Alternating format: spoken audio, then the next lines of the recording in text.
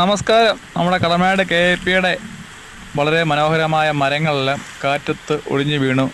നിരവധി വാഹനങ്ങൾ, 2 വീലറുകൾ അതിനടിയിൽ പെട്ടുകയുണ്ടായി. എല്ലാം പാർക്ക് ചെയ്ത് വെച്ചതാണ്. ആളുകൾക്ക് കുഴപ്പമില്ല. പക്ഷേ നല്ല വാഹനങ്ങളായിരുന്നു, എല്ലാം പുതിയ വാഹനങ്ങളൊക്കെ തന്നെ ആയിരുന്നു. എല്ലാം നശിച്ചു പോയിട്ടുണ്ട്. പലവിധമായിട്ട് നമ്മൾ പലയിടത്തും പരാതി കൊടുത്തതാണ്. മരങ്ങളിങ്ങനെ അപകടപരമായി നിൽക്കുകയാണ്, അത് എത്രയും പെട്ടെന്ന് മുറിച്ച് മാറണം എന്നൊക്കെ പറഞ്ഞിട്ടും യാതൊരുവിധ KAPയുടെ ഭാഗത്തു നിന്നുള്ള യാതൊരു വിധത്തിലുള്ള നടപടികളും ഉണ്ടാവാത്തതിനാൽ നിരവധി ആളുകളുടെ വാഹനങ്ങൾ ഇപ്പോൾ നാമാവശേഷമായിരിക്കുകയാണ്.